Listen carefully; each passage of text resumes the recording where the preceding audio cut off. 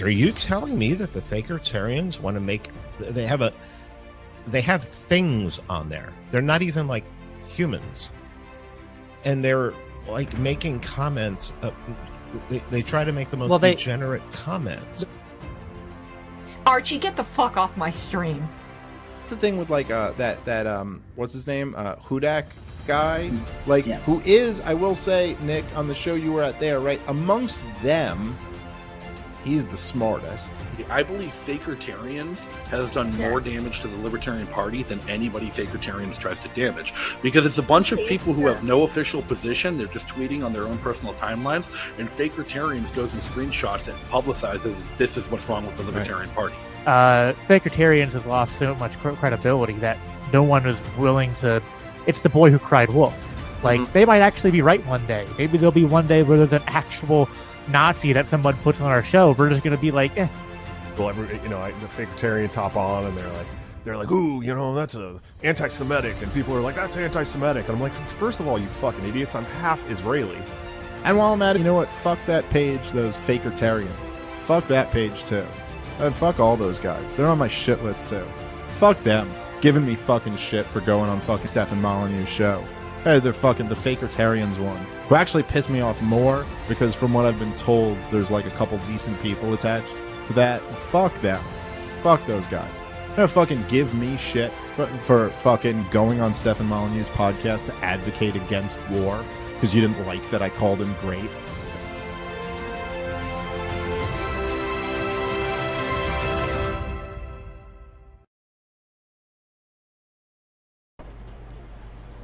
Well, hello and welcome to episode 38. We are with Will McVay, the state chair of the Libertarian Party of Delaware. And then we also have Archie, the Brit Josh, and our tech guy. So decided to bring Will on today to talk a little bit about what has kind of happened in Delaware and just go from there. So Will, if you want to get started, kind of just tell us what led up to it, kind of what exactly happened, and just kind of give us the whole rundown. Sure. So the story probably has to start with Dr. Jorgensen's presidential campaign. A lot of volunteers came in for that campaign, and after the campaign wrapped up, we tried to bring those volunteers into the Libertarian Party of Delaware, encourage them to get active, become involved, and help us to develop and grow and promote the party. Some of them did not do a very good job at the integrating part. And they raised some legitimate complaints. Our social media was not incredibly active, but that had to be their biggest complaint, was that the social media wasn't active enough, which is, I think, a complaint that they make, whether it's true or not, when it comes to patterns here. And so we tried to, Dave Valenta, youngest lifetime member of the LP on tonight. Yeah, Julia's here. So they wanted to become involved in actually promoting content. And, there's risks involved with giving people access to your social media accounts. They start posting things that are not reflective of the values we're trying to promote, the messaging we're trying to promote. You can go viral for all the wrong reasons. So I explained what our process was in the Libertarian Party of Delaware for allowing access to the social media, for getting access to that and becoming in a position to generate content for that without going through the state board or the existing committee that we had, the social media and marketing committee, to have that content posted by someone in that position. They were not happy with that. They were not amenable to the process. They thought that was too bureaucratic. They thought that was too slow. They wanted, access more quickly. But that argument eventually died down. In my capacity as, at that time, the title was webmaster. I'm also the Kent County chair. So those were my two positions at that time. I started generating more content. Now, that's not really my job. My job is to retain the administrative credentials and make sure that they're not abused, to make sure that they're transferred the way that they're supposed to be transferred based on state board policy. Generating content was not my position, but I started doing it anyway because no one else was really taking an active role in doing that. So I did it anyway. And that kind of calmed down. Next thing that really came up was a resolution that they wanted to have released by the state party about a concurrent resolution in our state legislature. So this is a concurrent resolution. It's not changing the statute, but what it was doing is it was declaring gun violence to be a public health crisis, which doesn't actually exist as a thing in the statute. So again, this is purely propaganda here that's going through the state legislature, declaring it a public health crisis, and then, you know, nothing follows on from that. Now, they're rightly concerned that you start using language like that, you know, it becomes more acceptable to impose more draconian restrictions on gun possession, that sort of thing. Obviously, we're libertarians, we're against that. But they came up with a statement that was so poorly written. And I'm not even just talking about the dog whistles that they had about, you know, calling Israel Emmanuel, going out of their way to include his middle name there, like they do with Barack Hussein Obama. And talking about the enclaves of violent thugs in democratic controlled cities. Like, I know what that means. Sorry. Right. Thugs. Yeah, that's just blunt dog whistling. Yeah. So like, I know what that means, and that's bad enough, but just even if you take that stuff out of it, it was just poorly written, like middle school, early high school level writing here. And I'm not the best writer in the world, but I feel like I can, you know, flow a paragraph and, you know, pick words every once in a while. So I was opposed to the statement that they want us to put out. I said, no, I'm not going to support a statement written like that. If you want something to go out about SCR 8, which was the name of the concurrent resolution, like, I'll write something up. I did. I didn't edit their piece. I rewrote my own. Yeah, exactly, Potter. I rewrote my own, bringing in some of the themes that they had mentioned, you know, about how gun control adversely impacts, you know, the least privileged among us as it is. It's not enforced evenly. It's not enforced on the targets that they're claiming it's going to be enforced on. But they were insulted that I did not take advantage of their work. Now, to be fair, I admire enthusiasm. I'm glad they wanted to get involved. I'm glad they brought us to our attention. I'm glad that they said this is important to them so that we could say, hey, okay, we can make this important to us too. We can put something out about it. But to quote the West Wing, this is not government camp. Not everybody gets to play. Especially, you know, when we're putting out statements, if you want my support, it's got to reach a certain level of quality. And this did not do that even in the slightest. So it wasn't my decision. I mean, again, I'm one member of the state board. I'm the county chair of the actual lowest population county that we have. So it's not my decision, but I put my version up against theirs as an amendment, and my amendment was adopted. So my statement was released. Again, they're very upset about this because, you know, I didn't take their work and give it the respect they felt it was due. So this is kind of how this is all starting off, how this is all kind of building up. We get to our convention in June. And they ended up taking 4 seats on the state board. We have 10 altogether. Unbeknownst to us, the state chair was one of them. We did not realize that he was a member of the Mises Caucus. Yeah, that hasn't come through. The people that I'm talking about here all joined the local chapter of the Mises Caucus. They were not just, you know, new people coming in from the Jorgensen campaign. They all came in as members of the Mises Caucus. So like I said, we did not know that the state chair was a member. He's a member who's been around a little bit longer than the rest of them have. That had respect from everybody in the party for being a fairly even-handed guy.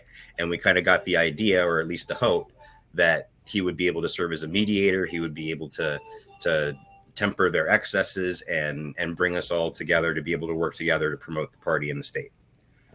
But as I said, we found out after the election that he was a member of the Mises Caucus. Is something he did not tell us. I mean, he had conversations with us about our concerns that, you know, they did the dog whistling thing, some of the people that they're associated with at the national level, you know, your Hotep Jesus and those kinds of people.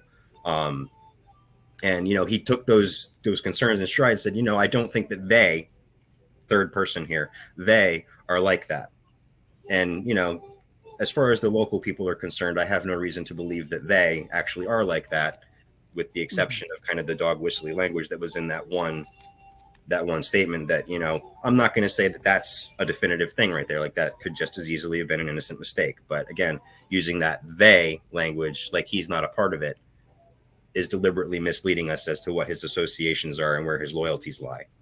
And then after the convention happened, you know, the state chair now, who we did not realize was a member of the Mises Caucus, is taking his cues from the Mises Caucus, even though they've got 40% of the board, not the 50% majority or the 50% plus one majority. Refusing to accept motions from the floor, refusing to consult with the rest of the board before trying to schedule meetings when, board members aren't going to be able to be there. And there was a definite focus, again, on trying to wrest control of the social media platforms from the webmaster, me, who, again, I'm not trying to make it all about I get to pick what gets posted. I follow state board policy, but they're all about trying to make the state board policy that the Mises Caucus basically gets free reign to post whatever they want. And, this is after we've seen the Yellow Star thing come out of Kentucky. This is after we've seen the child labor thing come out of New Hampshire. This is after now New Hampshire has tried to, do the whole thing that Joletta Jarvis did and made that big whole mess. So, there's definitely some issues there with, how do you make sure that control of the social media is accountable? And they were trying to get around that accountability and make it so that they were the ones who were in control of the social media, were able to post whatever they wanted to without anybody in a position to say, hold on a second, that's going to get us in trouble. Hold on a second, that's going to make us look stupid. Hold on a second, you've just put, Rom, Israel, Emmanuel, and violent enclaves of thugs in the state party's messaging. So we resisted that. And we were doing a decent job. But the issue that we had is that it kept coming up over and over and over again. And we saw this pattern where they were trying to schedule meetings where not everybody was going to be there. So we, realized that we got to the point where there were 5 of us. This is now half of the board are working together saying, hey, if they try to do something like this, we all need to just get up and walk out of the meeting so they don't have quorum. Like, this is the level of desperation we're getting to, where we're like, okay, we need to make sure that the state board can't do any business at all if this is what they're going to try to do when somebody's not here to help us defend against it. And it really just kind of escalated from there. They're trying to make unilateral decisions. When the vaccine mandate came out from President Biden, our state chair actually plagiarized the entire statement from the LPVA and tried to pass it off as his own. There's all kinds of abusive language going on in our Facebook group from people who are moderators now because they're on the state board. So they're moderators. We can't, throw them out of the group because it's state board policy that they're moderators of the group. You can't be thrown out while you're a moderator. You can't be muted. You can't, have your post go through approval if you're a moderator. Like this, there's this conflicting thing here where, they have these permissions. Again, it's policy. That's the policy that the state board adopted, that everybody on the state board could be a moderator for the group. But if you're going to abuse those privileges, if you blocked half the people in the party who are active, but you're still interacting with their content as the moderator, you're abusing your position there. And it's just, it escalated to this point, and it got to this point where we're like, you know what? After we realized that we had that cohesive, not quite majority, that 5, the idea came up from one of our newer state board representatives. So let me explain here real quick. Our state board, as I said, is 10 people. There's 4 officers that are elected statewide: a chair, vice chair, treasurer, and secretary. And then we have 3 counties, and each county gets 2 county representatives, or they're called state representatives to the state board. So one of the new representatives from Sussex County, southernmost middle-sized county, is there a way that we can get rid of these people? And, the way that our articles of association were written at the time, there wasn't. It required a 4/5 majority of the state board to remove anybody from the board. And it just wasn't possible because, you had 3 or 4 members of the state board who were, locked in as Mises Caucus. And no matter how abusive any of them got, they weren't going to support throwing their own members out. Right. But then I looked at it a little closer and realized that the disciplinary procedures and the bylaws and our governing documents have 2 sections. There's an Articles of Association at the top, and then there's bylaws at the bottom. The Articles of Association at the top require a 2/3 majority to amend them. The bylaws at the bottom only require a majority. And the disciplinary process is in the bylaws. So even though it says 4/5 majority, since it's in the bylaws, we can change that. So we came up with the plan to do that. We basically tried to turn their approach on its head. They're trying to schedule meetings where somebody's not going to be there so that they can try to force something through over our objections because one of our 5 is not there. So they've got 5 and we've only got 4. We came up with the plan to try to make it so that we would have 5 and they would only have 4 or less. Our amendment process. Now, this is apparently unusual. I was not aware that this was specifically unusual, but we're allowed to amend our governing documents between conventions as the state board. We're a small state, 3 counties. You can get from, top to bottom in under 3 hours. So I guess the idea is that, it's easier for us to get consensus in between, annual meetings where we're all planning to be together. Right. So that's why that process exists. And, to be fair, our articles of association have been adapted from a document that existed before I got involved in the party over 11 years ago. So they're not perfect. There's definitely a lot of room for improvement there. But that's one thing that is part of it, is that we can do those amendments between conventions. Excuse me 1 second while she gets comfortable. No problem. So anyway, the requirements are, though, that we have to post a notification 30 days prior to the vote on the amendment. And there's a definition in our Articles of Association for what constitutes proper notification, or what is sufficient for proper notification. And one of those options is to post the notification into our Facebook group. And that was put in there intentionally so that anybody could come up with an amendment and post a notification. Because if it was just the Facebook page, or just the website, nobody who doesn't have access to those, or doesn't have the ability to compel the state board to post something, wouldn't have the ability to post notifications. And then when it did come to up in a convention, they couldn't have done the notification step in order to do an amendment. So we did that thing with the group intentionally for that reason, so that we did have that open process. So somebody posted a notification on August 31st. It's somebody who is not on the state board and is not really particularly active in the party, but is somebody who has seen what has happened over the course of the last few months and has been specifically very concerned about the tone that the Mises Caucus takes on social media platforms, about the tone that the Mises Caucus members in Delaware in particular have taken within the context of our local party, and has seen the inaction and the mismanagement from the former state chair, the vice chair, and the thank you, Ronald. So the notification got posted, and then we buried it. Because again, we're trying to do the same thing they've been trying to do to us, where they call a meeting, somebody on our side can't make it, so they can push something through. We didn't want them to know that this notification had been posted and was, 30 days from then going to be ripe for adoption as a motion. So we had this posted. The guy that I mentioned posted it, and then we buried it in easily 100 posts of articles, memes, ridiculousness, just random noise, so that it would not be seen by them. Because, frankly, again, our articles of association are not particularly well written. That's legit. That's legal. We're allowed to do that. There's nothing that says, the notification has to be seen so many times. It has to be posted, in this way or that way or whatever. Like, there's nothing requiring it to be seen. It's just required to be posted. So it was posted. And, that's absolutely a fair criticism. That's one of the things people have been criticizing us for, that, we buried the notification. But again, it's all part of the game. It's also, not exactly pretty to try to call meetings when people aren't going to be there, so you can force through your own policies. It's not pretty. Right. I mean, you're fighting fire with fire at this point. I mean, some of the things that some of the things that we've heard about in Pennsylvania too. I mean, where they're trying to have entire counties disaffiliated and people thrown off the executive board because they didn't fill out their petitions for affiliation on paper. Like, they sent in an email with the 12 names required to form a new regional or county affiliate in Pennsylvania. I mean, they've thrown people out of county affiliates. Montgomery County and Bucks County, I think, are the two that I'm aware of. So, I mean, there's been some nasty tricks that are going on all sides. And, on balance, I think I'm okay with this. Roger says fighting fire with much more effective fire. Yeah, I mean, at the end of the day, it's not pretty. This isn't the proudest moment in the Libertarian Party I've ever had, but it's something that we felt was necessary. Everybody on the 5 members of the state board, including myself, who, made the decision to do this, all knew going in, this was not going to be something that made people happy. It wasn't going to be something that made people feel good. But it was something that we all decided that we had to do. And it wasn't just the 5 of us. I mean, there are others. I'm not going to name names there, because the 5 of us are, public at this point with the state board votes. And that's a requirement of our process. But the other people who said, yeah, go for it, do this.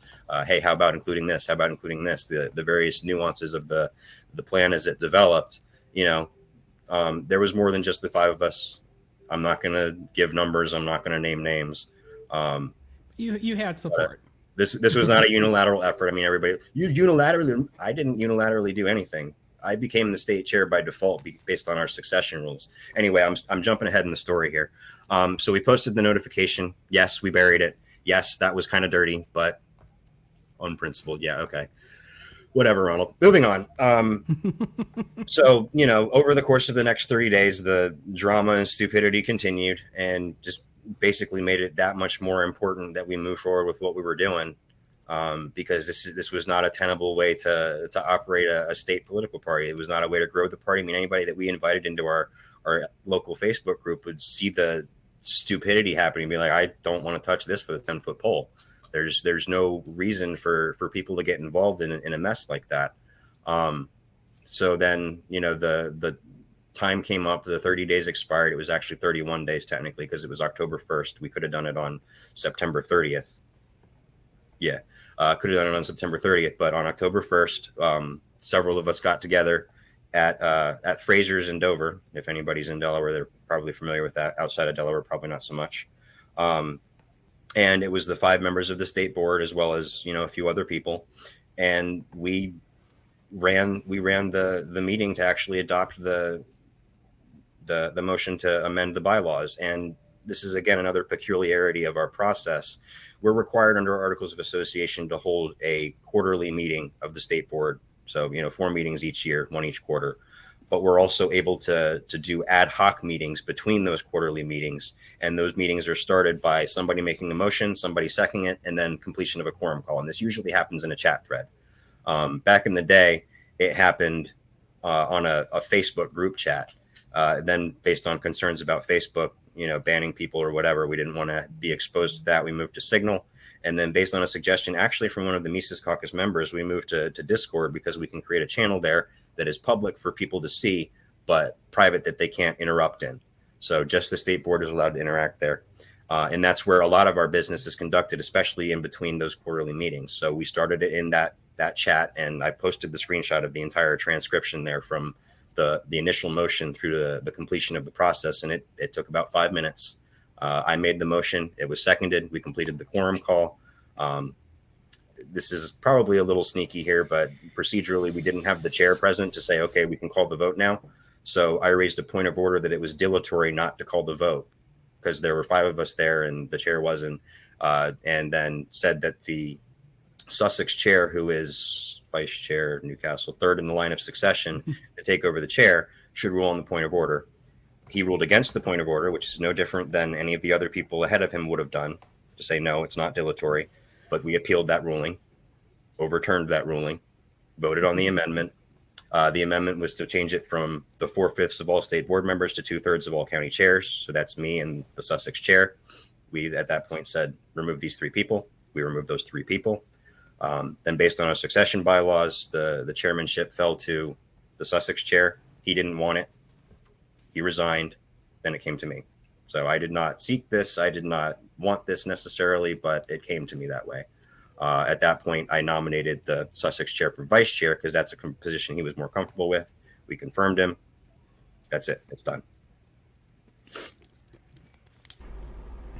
I mean, I can like, yeah, the whole burying it sounds really shady, but again, how else are you really going to fight these other unprincipled acts, in my opinion? Yeah. It's like, what other, if someone, I don't know, has a law where it's like they can beat my face into submission, and I get tired of it and beat their face. Like, am I really, it's like, wow, that was really unprincipled. You beat their face in it, in retaliation. I don't really get that opinion either.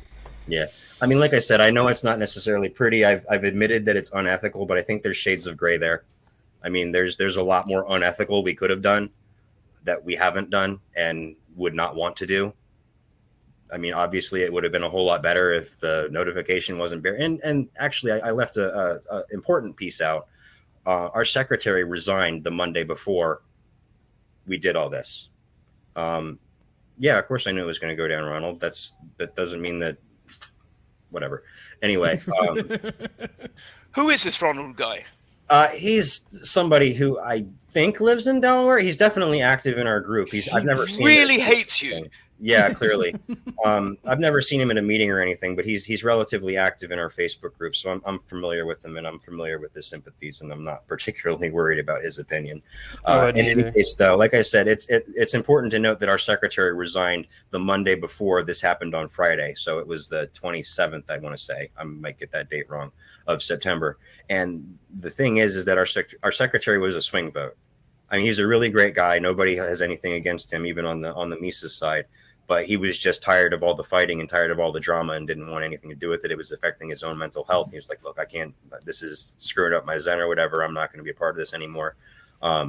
So that actually gave us a 5-4 majority, plain and simple. So even without, the shenanigans about the 5-minute meeting and them not knowing it was happening until it was already over, it would have gone the same way. It would have happened that way anyhow. And, this is really the complaint that they have at this point, that they're trying to hang we're still the state chair, we're still in charge of the party thing, that the notification didn't say notification on it, that it had quotation marks around the whole, like nothing that actually is specified in our articles of association or bylaws as a requirement for a notification. But they're saying that it wasn't a proper notification. It was buried. They didn't see it, so it doesn't count. So just to, throw that argument to bed, we're actually doing another amendment now where we're going to change our disciplinary process again to make it just a majority of the state board. And then we'll just confirm everything that we've done in the last few weeks. Now, I'm not saying that this means that they're right, that the previous notification was invalid. I'm just saying we're going to change it again, and we're going to confirm that we've done everything that we've done. But that resignation of the secretary, again, gives us that 5-4. So, like, no matter how you slice it, this is happening. It's real. I'm real sorry you guys don't like it, but it's real. It's happened. Now I would just like to see even half of the pushback against Delaware converted into pushback against all the dog whistles, the transphobia, the homophobia, the racism. That is, it's officially unofficial. We accidentally posted this, but we deleted it 20 minutes later, so that's okay, right? Right. Well, I've never actually seen Mises Caucus accidentally post something from the left. Oh yeah, I've never seen that either. Wonder why that is. Well, and that's I don't wonder why. That's something that I brought up to several of the other Mises Caucus members who have not been, they weren't on the state board to start with, so obviously they haven't been removed from it. Like, if you held your own people even half as accountable as you're trying to hold me right now, maybe we wouldn't have gotten to this point. Because Dave Casey is. You guys agree with Dave Casey. He's the Newcastle chair, and the way the Newcastle County's affiliates bylaws are written, their chair is automatically a member of the state board unless the state board removes him, which becomes a complication with their rules. But he's one of the ones who we removed. And I mean, he's called me a cancer on the Libertarian Party. He's made fun of the treasurer in some fairly inappropriate ways. Has he seen any of his memes? Like, I mean, that could be accurate for his memes. Yeah. I mean, this is not about mean words, but what it comes down to is that if somebody's going to approach Dave and be like, hey, the way you're conducting yourself on the state board isn't helpful and isn't moving the party forward, it's not going to be me. He's not going to listen to me in the first place. So he needs to hear it from his own people. He needs to hear it from the other members of the Mises Caucus, and he's not. At least not anywhere I'm aware of it. He gets. I see him around the internet. I see him. Enabling behavior. Exactly. I mean, that's the thing is they cheer on that kind of behavior. Mm-hmm. I mean, and I do have to say, like, Dave Casey doesn't appear to be, to me, one of those people that would take anyone's opinion into account, because I mean, he just. I don't know. Even if his own people said, hey, Dave, you're kind of cringy, I'm pretty sure he'd be like, oh, let me just cringe this up. He would redefine them as the enemy at that point. And that's a fair criticism that, maybe they would not have actually been able to get through to him if they've tried, but it still would have been nice to see him try. Yeah, definitely. Right. But yeah, so anyway, that's what happened. That's how we got to where we are. They're, as I said, not accepting the outcome, but as things stand, as I said previously, I was the webmaster under contract with the party. We've since revoked that contract and just named me the IT director just for simplicity's sake. But in that capacity, I had control of the. Okay, that's nice, Daniel. I had control of the Facebook page. I had control of the website. The treasurer had control of the bank accounts, and she's with us. So the party is intact, the infrastructure is intact, and it's all in the same place. And that's right here with the five of us. Right. Yeah, that's definitely a story. I mean, if you followed the bylaws, you made your notification, I guess that's the thing is, what they would call like dirty tactics or whatever, within the bylaws just probably means the bylaws then are broken, could be fixed in the future. And we're working on that. That's something that we're definitely going to do. I do want to actually, I said that's nice, Daniel, but I actually do want to touch on what he said there. He said that 2 of the 3 counties have written condemnation. Oh, I guess going to. All right, fair enough. Sussex County actually passed a resolution in support of what we did. Kent County, which is my own county, passed a resolution opposing it and trying to create a committee to investigate it. But there's some procedural issues with that resolution, and next month they're going to be addressed and dealt with. So, as far as Daniel's concerned, thank you for your concerns, but I'm sure we'll figure something out. I mean, I'm of the opinion that, it was dirty tactics, but the problem is I think most people in Delaware saw that it was going to go crashing like New Hampshire did, and we're like, okay, well, what do we do? What can we do? And this literally was the only option.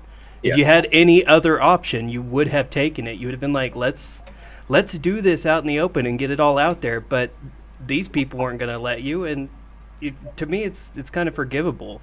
But I appreciate it. Right. I mean, that's the thing. It is. I mean, the procedural stuff. I mean, I was actually at the Pennsylvania State Convention, so that was fun as a newer member. I ended up not being able to vote because, I mean, we followed the rules. Well, and that's another example. I mean, if you look at the Pennsylvania rules, they do have that 180-day seasoning requirement, but it's allowed to be waived by the existing seasoned members of the LPPA. And just because it's been done every year previously, like, does that make it dirty not to do it this year? I mean, you can make that argument, but it's within the boundaries of the rules, and that's what had to happen. And like you said, it may not be the cleanest thing, but there were not any other choices. There was only one way to make this happen and to make it stick.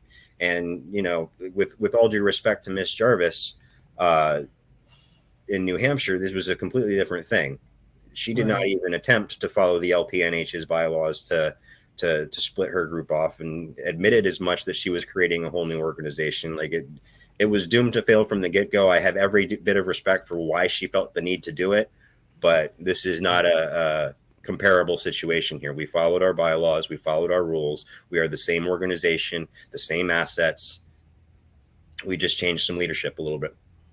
Yeah. As I say, to compare it to New Hampshire would be silly. It would definitely slightly more comparable to something like Pennsylvania, where you just followed your rules. I did not mean to compare it to New Hampshire at that point. What I meant though is like the dumpster fire that New Hampshire turned into. Yeah, I mean, I'm not taking the comparison personally at all, because there's definitely some things that gave indication that we were heading in the direction of New Hampshire, except possibly from the other direction. I mean, whereas Miss Jarvis did her thing to get away from the Mises Caucus, I think it was a very realistic possibility that the Mises Caucus would have done more or less the same thing to get away from us, to try to hijack control of everything that they could get control of, and basically say, okay, we're the board now. Like this was kind of we got to get there before they do kind of deal, because it absolutely was a dumpster fire. It absolutely was a mess. We absolutely were not going anywhere forward. So, somebody was going to do something, and we just figured it out first. I mean, I have no hesitation in saying that if it was allowed to continue, they probably would have done the same thing. In all honesty, honesty. I have no doubts. Yeah, just the shit posting, the stain, the stain that creates from the shit posting. Like you said earlier, there's, there's going viral, which is clearly all some people care about, regardless of why you go viral. Yeah. And because you look at Kentucky and what happened there with the Yellow Star thing. People, it went viral because people didn't like it, because it was a bad move. It was a bad comparison. They couldn't even do the comparison right. And to be fair, I'm not particularly offended by that. I mean, Josh Smith wants to hide behind his Israeli heritage. And Dave Smith wants to talk about how he's Jewish. Super duper. I don't think that you're anti-Semitic personally. I just think that a lot of the things you say come off that way. And I'm not personally offended by the Yellow Star thing, even though I've got Jewish heritage too. But it's not effective. It's not a good way to get the message out there. It's not a good way to communicate what our concerns are and what we're trying to do with the country to move it in the direction of more freedom. So, we're a political party. We're not, they like to call us a social club all the time, but they're the ones that are acting like a social club, saying all this stuff about, that's going to turn off the broad base of voters in the country. Well, we're trying to say, okay, well, how do we get our ideas in front of those voters in a way that they're actually going to appreciate and be open to? And here you're doing this, coal miner thing and Yellow Star comparison thing. That's ending the conversation I'm trying to have before it even gets a chance to start. Right. That's what it does. Maybe people, maybe not a lot of people were offended by it, but it doesn't get the conversation going. It only gets people laughing at us is really what it is. Really, or angry at us, or angry, or end up in some roster of hate groups because of the stupid posting, or so it just it's not productive. It's not a way to present libertarian ideas. I agree there should be radical messaging, and not always happy with messaging from the Libertarian Party, but just end the Civil Rights Act is not not the way that you're going to win over hearts and minds either. That's not how you open. Right.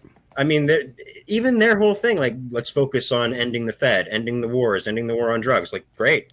I'm on board with that. Why are you over here talking about repealing the Civil Rights Act and ending child labor laws? And where did that come from? That's not part of your three-pronged messaging strategy. Where is this coming from? And again, it's not necessarily that I disagree with any of that, because I understand the full scope of, capacity to consent and, boycotts and the benefits here, mind you, of cancel culture when it comes to, dealing with bigotry, and why you don't necessarily need the Civil Rights Act in that context.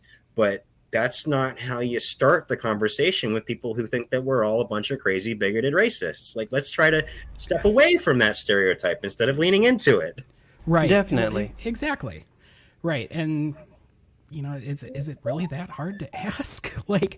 How hard is it to actually understand that? But Jeremy, we got to be bold and unapologetic.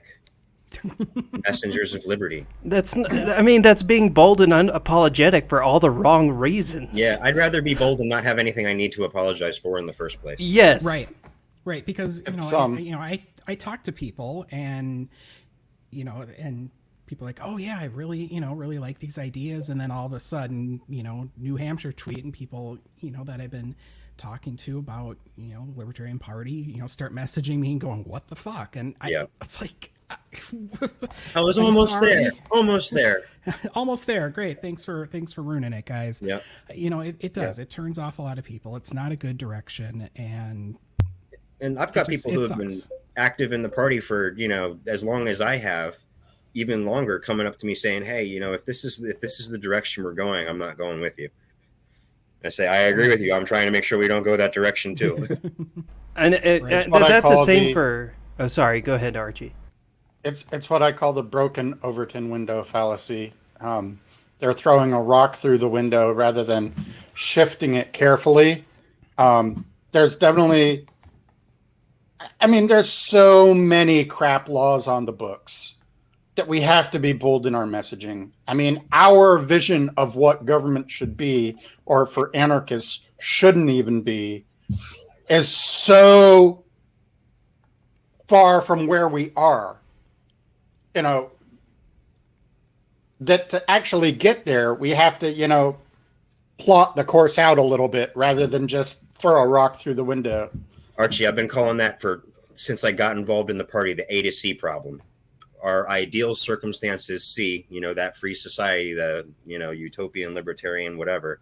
We're at A. How do we get there? There's right steps and there's wrong steps. There's steps that will build public support for libertarian policies, and there's steps that will destroy support for libertarian policies. And if you start with the Jeremy Kaufmans of the world and go in their direction, you're going to end up in the wrong place. You're not going to get to C. You're going to get, you know, somewhere worse. We're going to go the wrong direction. Right. Well, not only does he have bad messaging, but he's not libertarian.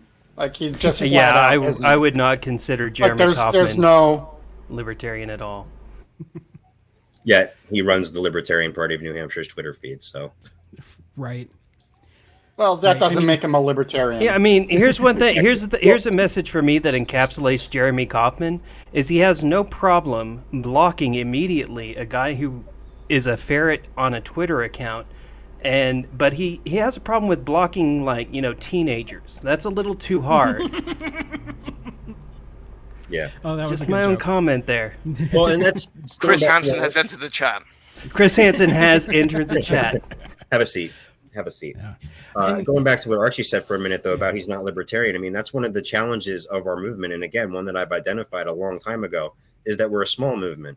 So even a relatively small group, you know, societally speaking, can fairly easily redefine what the word libertarian means out from under us.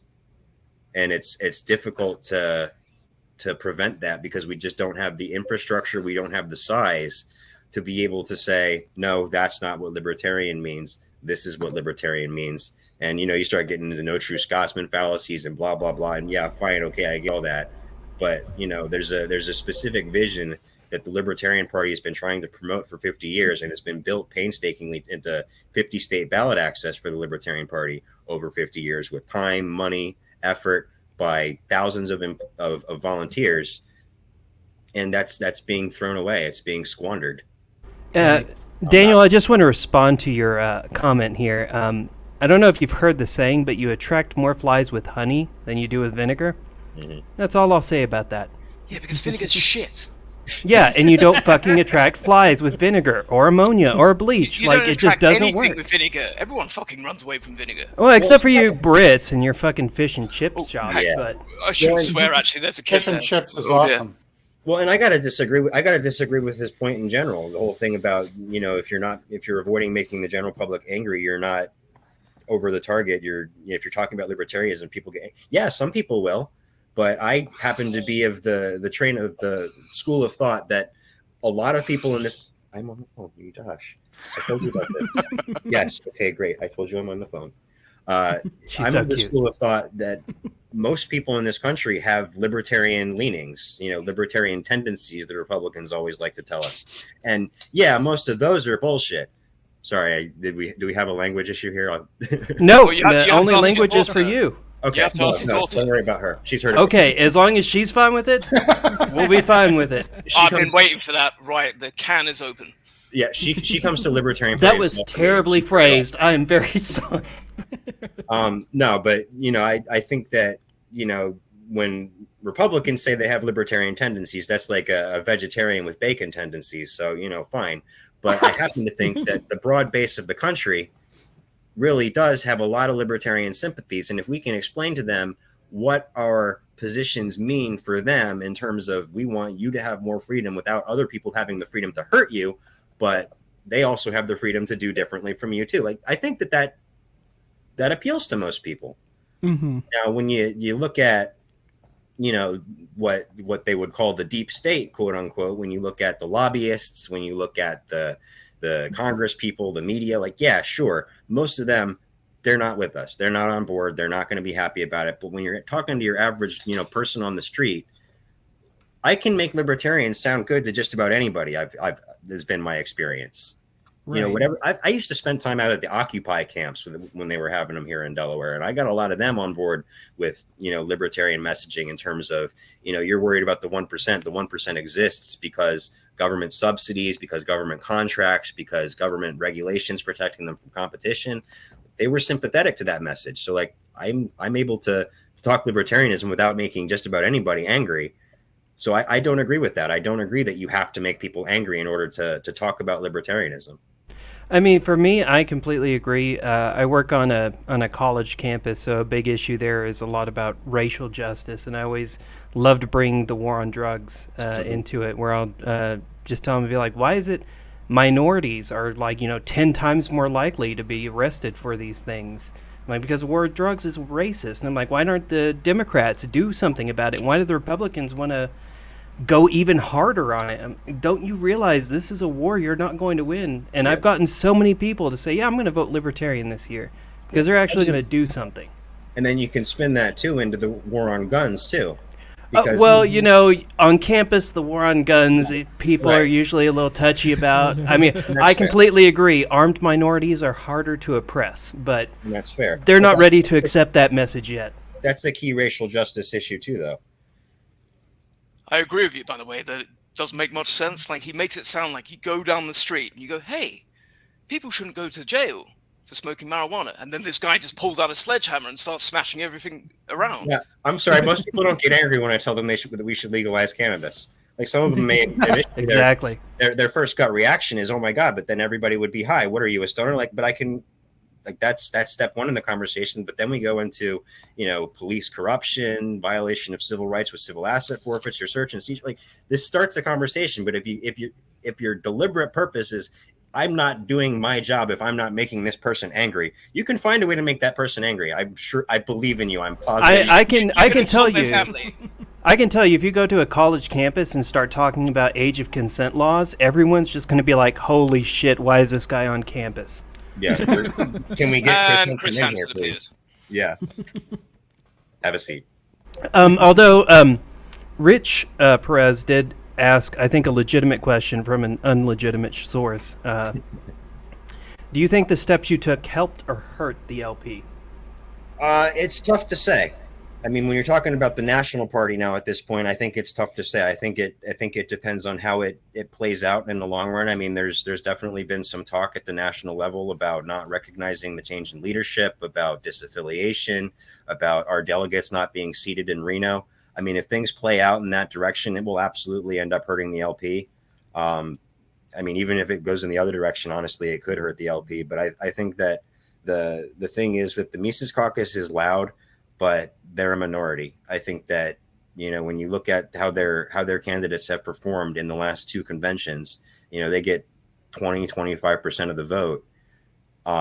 And I think that a lot of that is probably soft. Like, that's not so much because they agree with the Mises Caucus, as they're frustrated with the lack of progress that we're all frustrated with.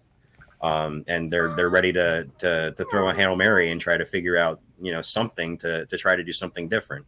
But and that number may go up with all the states that they've been taking over this year. But at the end of the day, I do think that they are still just a very loud minority. And if we are able to stand up to them in the long run, that will be absolutely helpful for the LP in making sure that we remain positioned as radical centrists, as people who can reach out to the left and the right, as people who are all about everybody's freedom as opposed to just freedom for me, myself, and I. So I think that in the long run, it will be helpful as long as it's handled properly at the national level. Now, at the state level, it's an entirely different situation. I think that we've helped our state party because once this all settles down, we're going to be a much calmer and a much more productive party. We're not going to be dealing with this level of drama, and that's going to be a distinct improvement. But again, how that gets handled at the national level is going to affect how that helps or hurts the national party. Yeah. Yeah, because I mean, yeah, you get rid of some of that drama, and yeah, things just run better. I mean, One of our supporters likens it to amputating a gangrenous appendage. I would agree with that. I would agree with that. Like there's an infection in the rot will kill the whole if we don't deal with it and deal with it decisively. I mean, this is something else that's kind of come up and that I've come to think about a lot in the last few months. That, the Libertarian Party is very obsessed with operating itself like a miniature libertarian government. And, I'm not saying that the Mises Caucus people are, incompatible with the libertarian society, because you're allowed to be racist in a libertarian society. You're allowed to be a bigot in a libertarian society, as long as you don't act on those feelings or those beliefs. Go ahead, be as wrong as you want to be. But just because they're allowed to be that way in a libertarian society doesn't mean that they should be in leadership roles. They should be out front as activists in the Libertarian Party, because the Libertarian Party has a different role to play than a government. The Libertarian Party is supposed to promote libertarian policies. A libertarian government shouldn't promote libertarian policies. It should follow libertarian policies, but it shouldn't be promoting them. It shouldn't be selling them to the public. It shouldn't be explaining, this is why this is a good idea. So, these people can be libertarians in a libertarian society, but they should not be front and center activists promoting a libertarian message to a public that, by and large, doesn't even know who we are. And some of the ones who do know where we are, that's the impression that they have of us, and they don't like it. Right.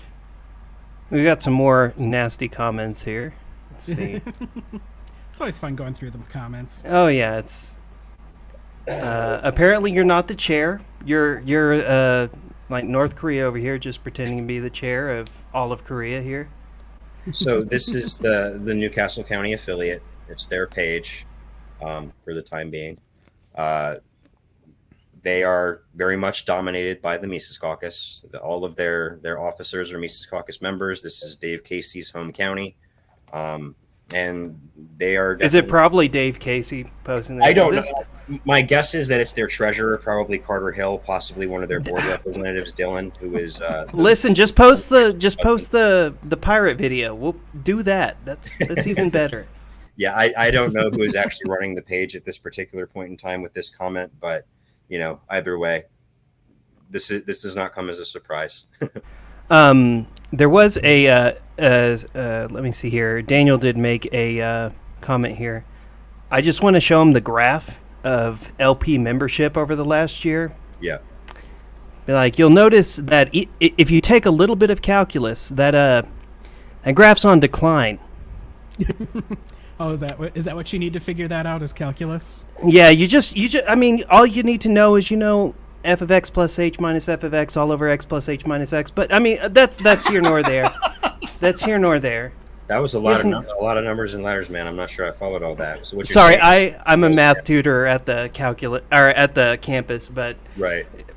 Calculus is just a study of rates of changes, and I'm just like, if you take just a little bit, you'll understand this comment is a flat out lie.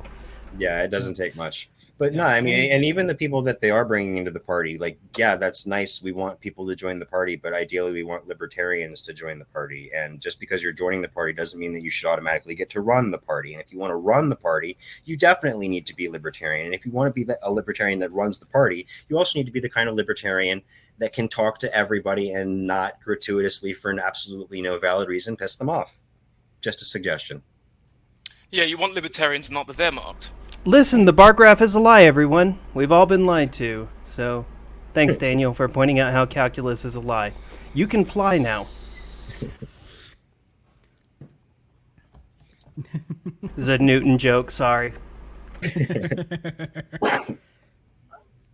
Yeah, and I mean, again, great. I'm glad that people are joining the party. More power to them. I hope that more people do join the party. However, if you want to get put into a leadership role, you need to learn what you're actually talking about first. Learn how to talk about libertarianism to people that may not agree with wherever it is that you came from, and be able to sell it without gratuitously making them angry. I mean, Daniel's the one who said the thing about making everybody angry is the goal, right? Wasn't that him as well?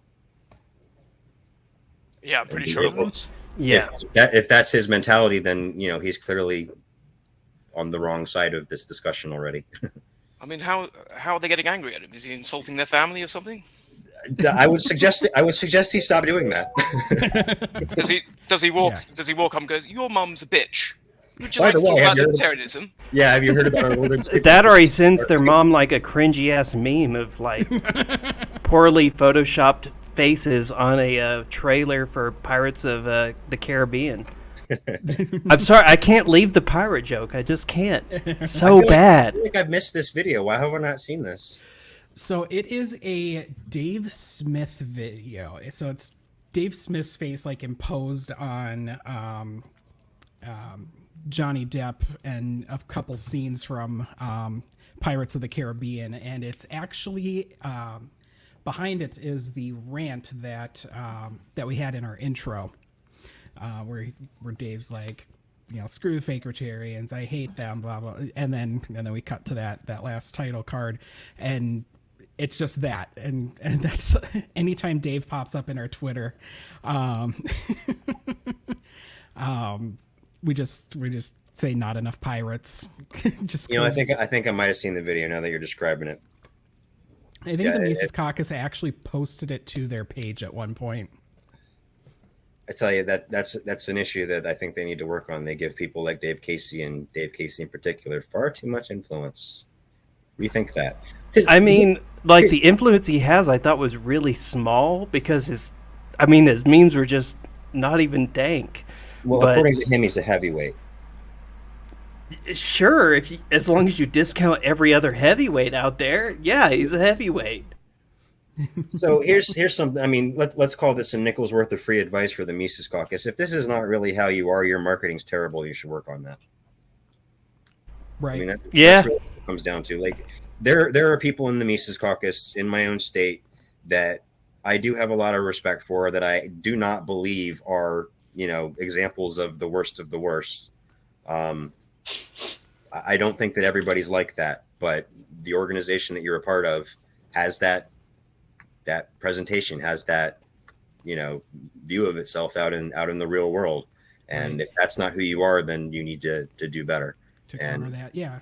Dave Casey is a perfect example of the wrong direction. Yeah, I mean, because you are what you're, you know, as an organization, not, you know, not as individuals, but as an organization, you are what you're, honestly, what your loudest and cringiest people are, and that's how you get viewed in this society that we live in.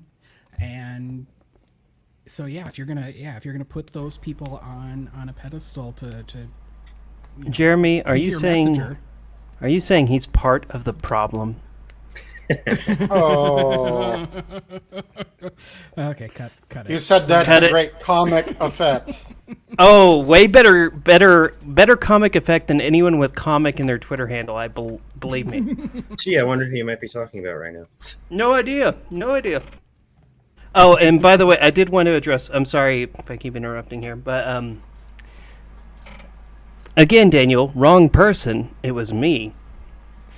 Second, a lot of people on campus aren't very comfortable about talking about firearms, and if I went over there saying, hey, I should be able to bring an AR-15 onto campus, I feel that I'm right, and I should be right, but no one is going to say, yeah, that guy needs an AR-15 on campus. It's better to lead into how, you know, racism plays into a part of firearm ownership, or how the war on drugs go into it, than it is to just flat out just be like, no, I should be able to carry this gun on campus. You have to get people to your position instead of giving them offensive remarks that push them away.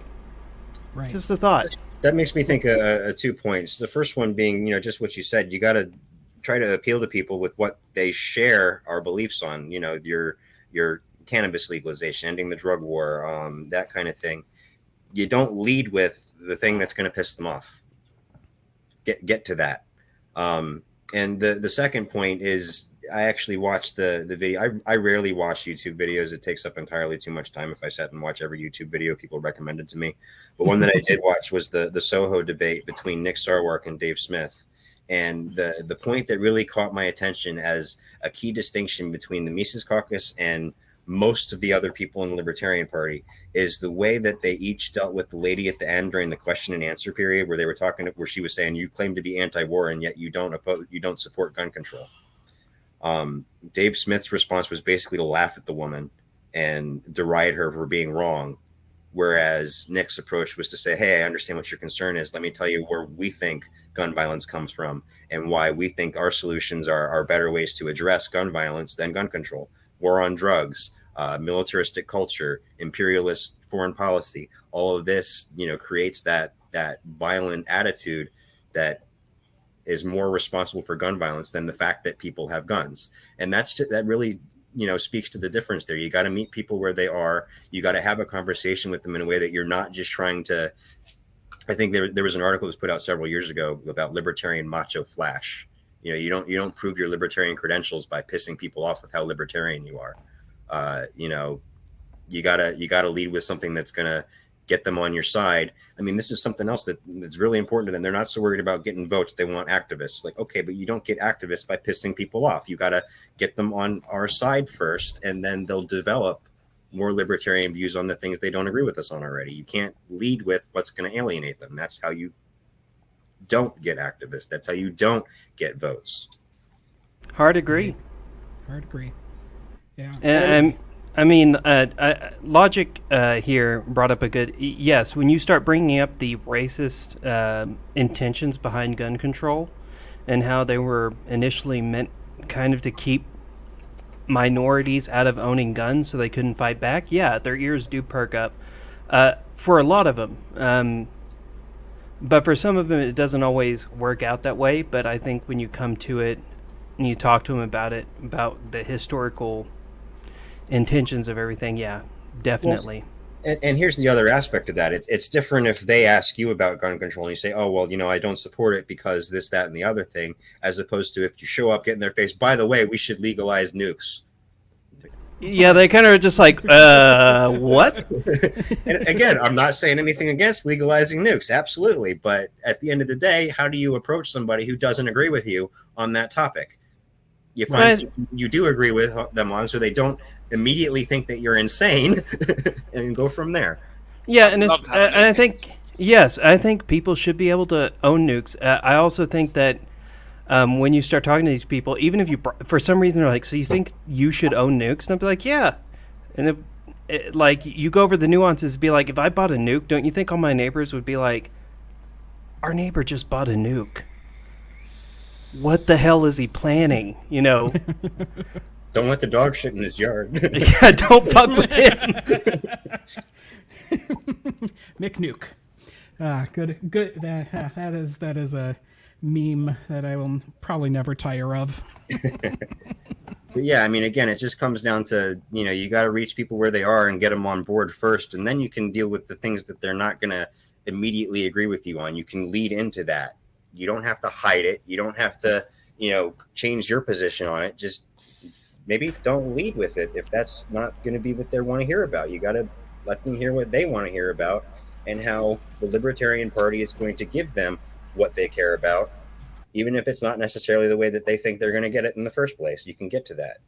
Right. I mean, and that's really, it was a lot easier for me to convince these liberal, college goers to vote libertarianism when I started talking about racial justice than if I started talking about, well, everyone has the right to be a racist if they want to. Yeah, no, exactly.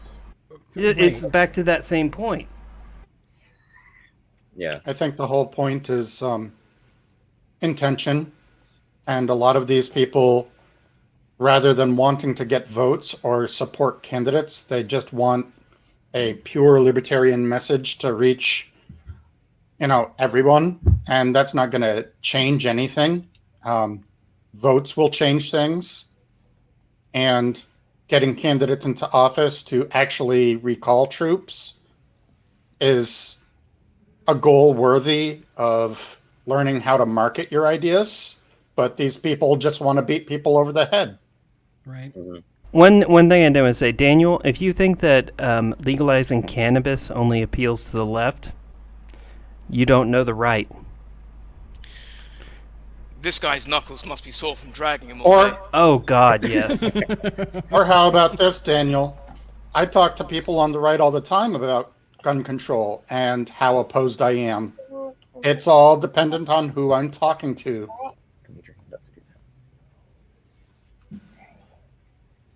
It looks like Daniel has some more questions for us. Let's see what Daniel has to say. What would you say to a cultural conservative?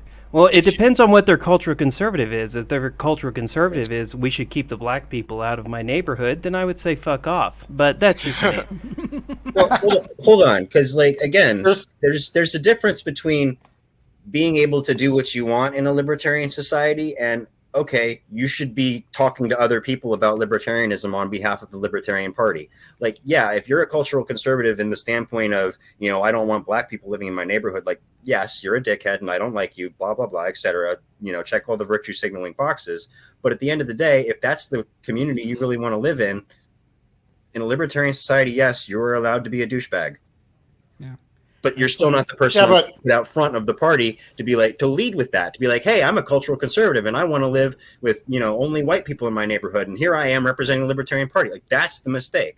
That's the mistake. Like, yes, it is technically allowed under a libertarian society for you to live in a white only neighborhood if that's the neighborhood you consensually put together without violently running every black person out of the neighborhood. You can do that. I think you're a dick. I don't want to live in that neighborhood, but you can do that. At the same time, that's not the person I nominate for president of the Libertarian Party. That's not the person I vote for LNC chair. That's not the person I want to be state chair. That's not the person I want involved in any way, shape, or form in promoting the Libertarian Party to the rest of the public. Because that's what they're going to lead with, and that's not the kind of thing we're trying to do here. I wouldn't even vote for them for Libertarian dog catcher at that point. I wouldn't either. Nope. There's a comment by Daniel, why are you assuming that is what the word means? And I want to actually address that. I don't make that assumption. I actually think a fair amount of people are described by cultural conservative, and that doesn't include hate for people that they don't necessarily rub elbows with all the time. I think that most Americans are actually just amenable to that type of culture, which there's nothing at all wrong with it. There's nothing directly racist about being a cultural conservative, and jumping to that, I think, is a bit unfair. Okay, I apologize, Archie. I don't want to put out either that cultural conservatives are just white supremacists. That's just when I mean, for me, living in a very conservative, racist part of Texas, that's what a cultural conservative is for me, and I jumped to that conclusion. But no, I don't think there's anything wrong with being a cultural conservative either. Well, Continue, Archie. I would like Daniel to define his term. Like, if we leapt to the wrong, if the wrong example was leapt to, like, what does cultural conservative mean exactly? That is supposed to be such a challenge for us to deal with. Well, I think that the perception. Okay, that's nice, Daniel. I think that the perception of a lot of the Mises Caucus people that we would be okay with is that we're against all of the Mises Caucus, which I am not, and that it's because we are socially liberal, which I kind of am, but kind of am not. And what fascinates me is we're on a digital medium with all of our social media, whether it's Facebook or Twitter or whatever it is, but we're still playing a huge game of telephone where, I can put out a tweet and then it gets misread because people assume my intentions are something than my intentions are. And so to go in deeper to answer Daniel's question, everybody should be able to live according to their own consent. And everybody should be able to live according to their own values, provided those values do not make them initiate force. Yes, exactly. That's a perfect shirt. As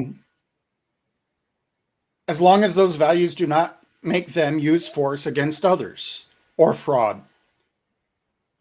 So if you want to be, I love how Larry Sharp puts it. You can be as socially liberal as you want to be, or you can be as conservative as you want to be, as long as you don't force others into that mold. Mm-hmm. And he just cuts through so much static with that one little phrase. Well, and two things. First of all, I'm curious what Daniel's referring to in particular, because we leapt to the one example and he immediately objected to that. Fine, but like, what does he mean by cultural conservative then? And in reference to Archie's point, like, yes, absolutely, but there's still a distinction here that needs to be made between, yes, you can be whoever you want to be under a libertarian society, but there's still an ideal somewhere for a libertarian activist.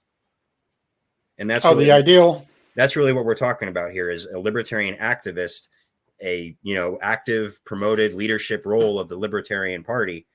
You can be whoever you want to be if you're going to just live in a libertarian society. But if we're trying to promote libertarianism, if we're trying to promote the platform, there's a certain way to be able to do that.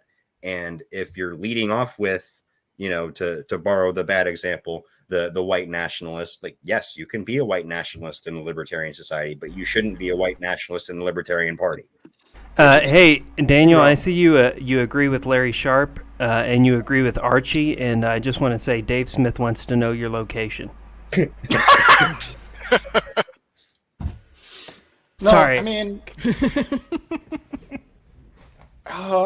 now my train of thought just derailed. Sorry, Archie, that was my bad. It's part of the whole, shipping and logistics problem.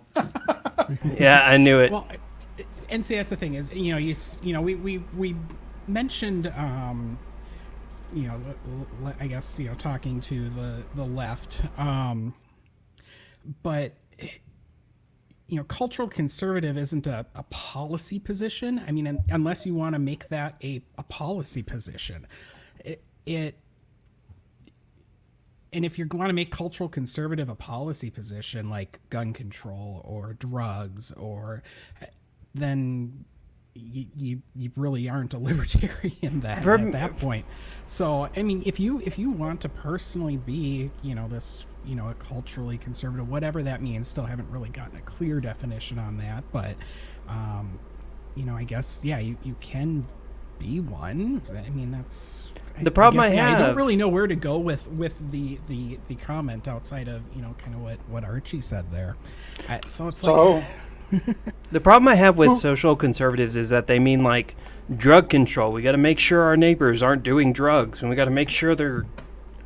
usually here in my place, it means we got to make sure they're a certain race. We got to make sure, that my white cookie cutter house looks exactly like the next door neighbor's white cookie cutter house. That's just me. But if you want to live a socially conservative, where you live on a ranch, you supply for yourself, and you just don't do drugs, fine.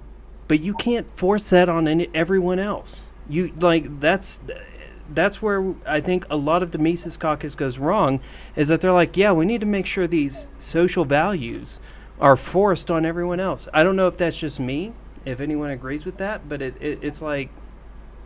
I don't think that they're explicit about that, but I think that they're far too tolerant of people who are. Yes. I don't think they're explicitly, where they say it out loud, where they're like, this is what we really follow, but god damn, if their members don't. Shit. Right. I mean, well, and there's now the GOP Mises PAC that you can go give money to, and so there we go. What an ironic comment, Daniel. Are you sure, Daniel? Are you sure?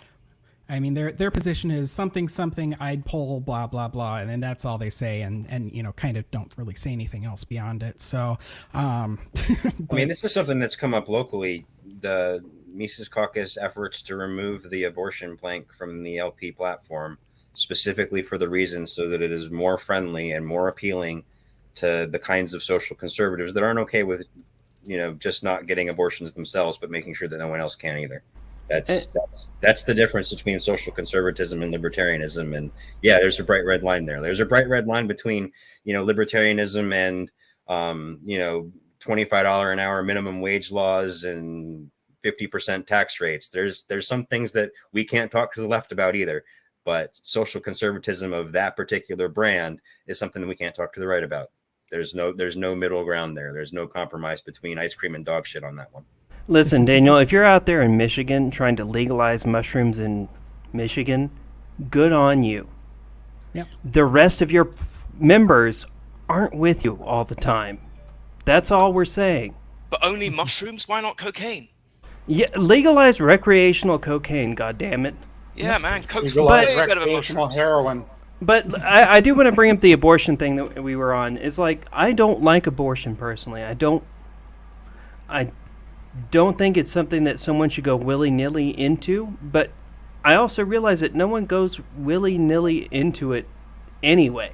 Like, Yeah, that's a mess. it is such a small percentage of people out there that are just like, well, got pregnant again, gotta get an abortion. That doesn't happen. Mm-hmm. That's what these people are worried about, and it's a non-issue. And at this point, it's just like, I don't know. For me, I don't want to start a huge abortion debate, but for me, it's like if you're They're all if you're, I know, it's like if you're going to bring a child into a place where they are not loved, where they are not taken care of, where they realize that things are stringent and everything, and you have the choice not to. I don't know what the best choice there is. I don't know. I leave that up to the individual. That's me. It's like, you figure it out. I don't know what the best choice is, but a lot of the Mises Caucus members don't understand that nuance. It's like adoption itself is a very harrowing thing. Like, it's not something you just walk out of it with no scars. That's how I talk to a social conservative. I say, okay, well, let's reduce the government barriers to adoption. Let's reduce the government barriers to, new treatments for premature birth. Like, let's try to move that point of viability back as far as possible, so that we don't have to, impose on women the obligation to be the sole and only possible provider for this unborn child. Like, there's a way to have this conversation, but we're gonna let the government prohibit it. Like, I'm sorry, no, that's a red line. Right. And Melissa, to be fair, you brought up that if I don't like abortion, I shouldn't have one, and I won't, and I will never tell someone that they should or should not have one either. I'm just going to point that out there. Yeah. Logic made a good point right there. How far are you willing to go to make it illegal?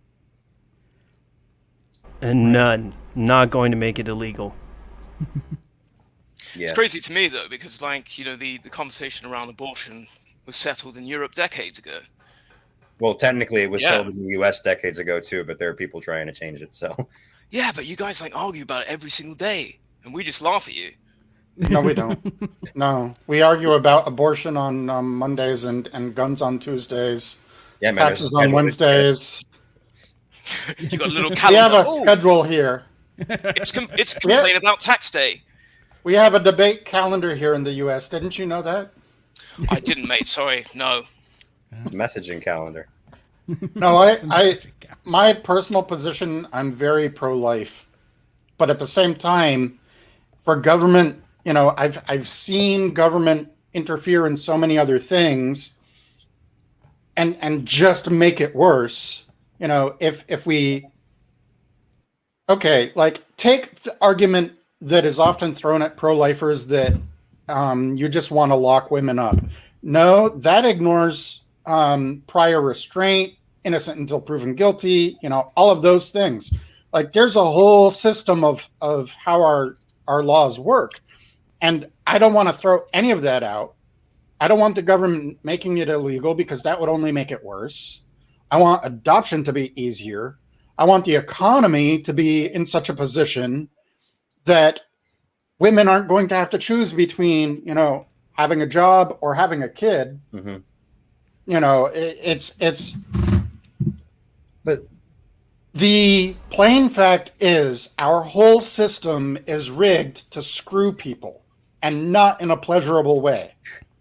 And libertarians That's a shame. and libertarians have the solutions to, take that system and turn it so that people actually can have good lives, and the war on drugs, and corporate subsidies, and corporate, fiat.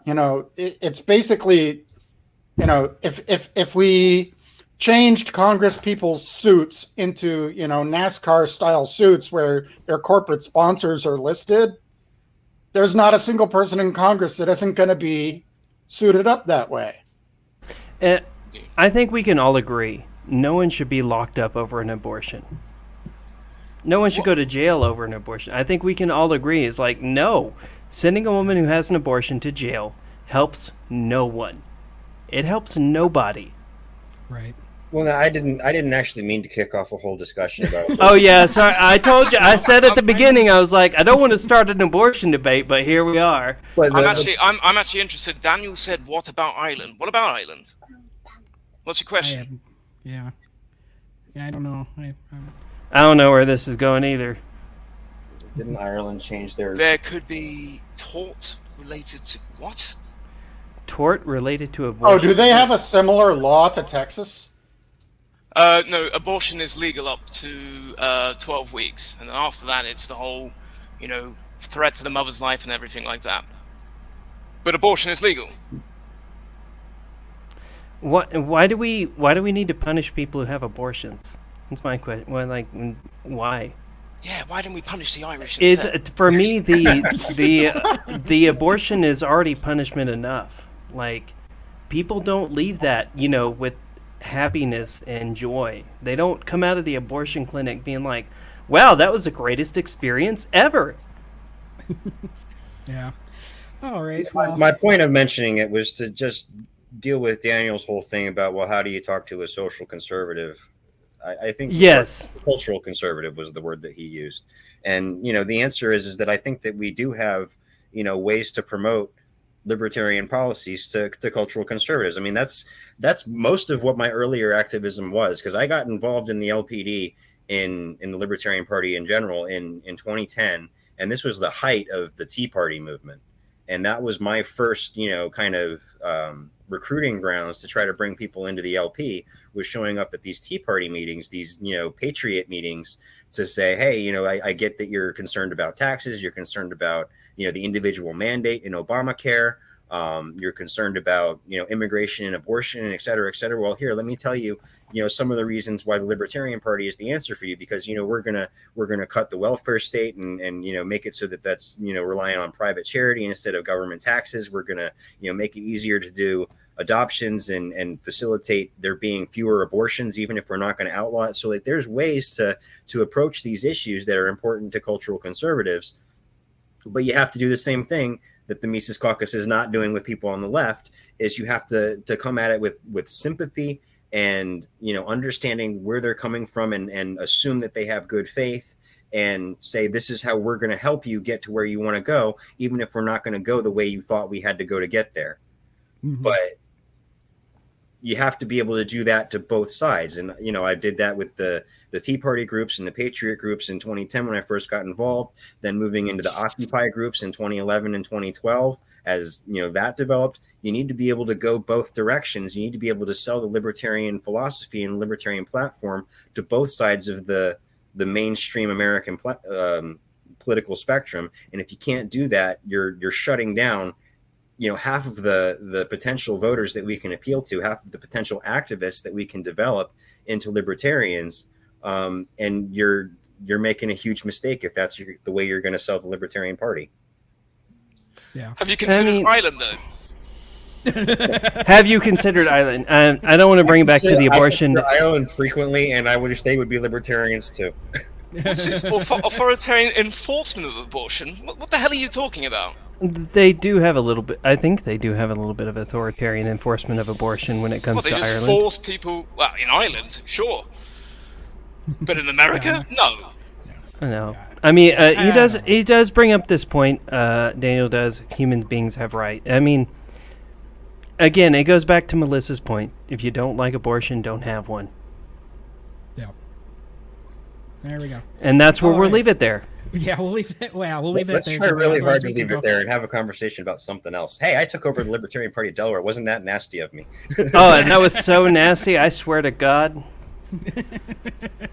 This is me trying to change the subject away from abortion. Yes, well, no, I think we should go away from abortion. So, no, I think, outside of that, I don't really have anything more. We're almost at an hour and a half, so it's actually a little bit longer than I thought, to be honest. So this was a very productive discussion, though. I think that there have been underhanded tactics that I think all of us don't like, that we don't feel is right, but also if you hadn't used them, they would have been used against you. at some point, and I think we can. I don't know if we all agree with that, but I do at least.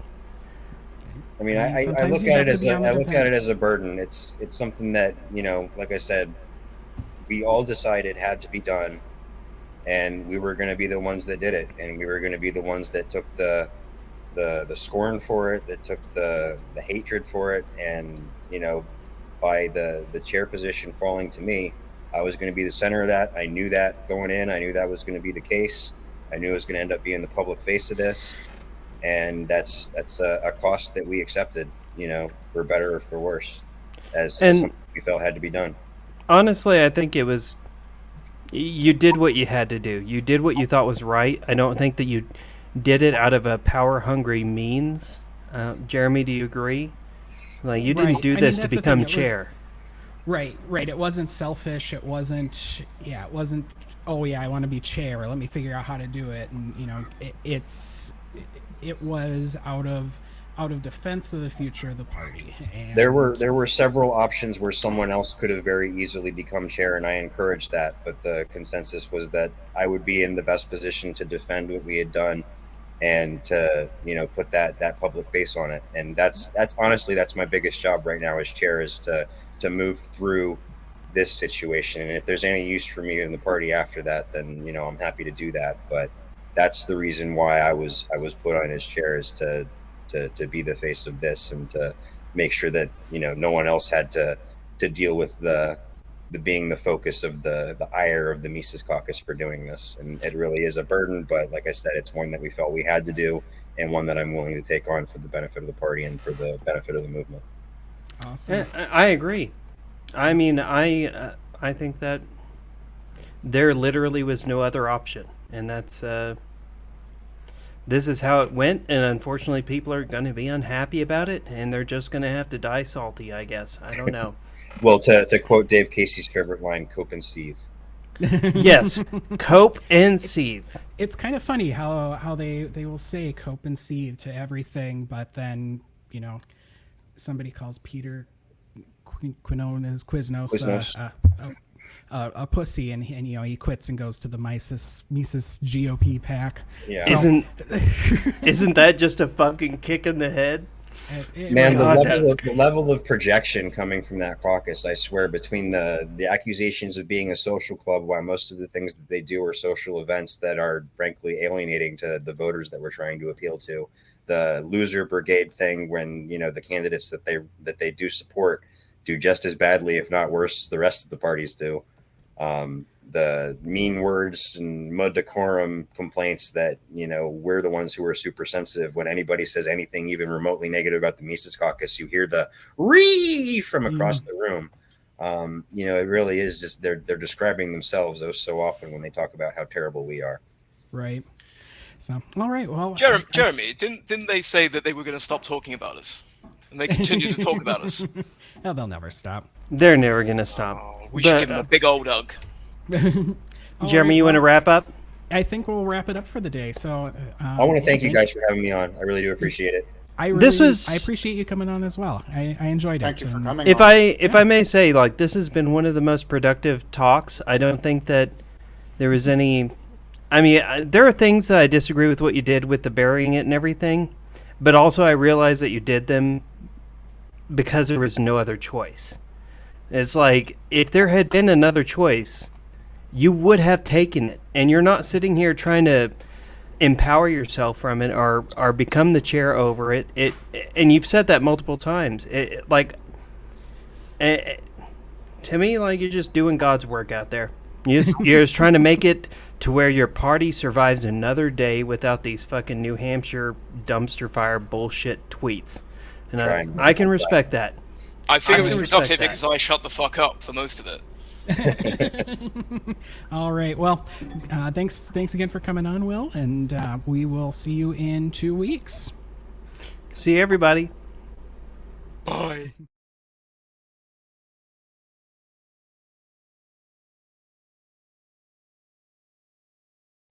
Buy shirt, get money. No, other way. We get money. You send money, we get shirt.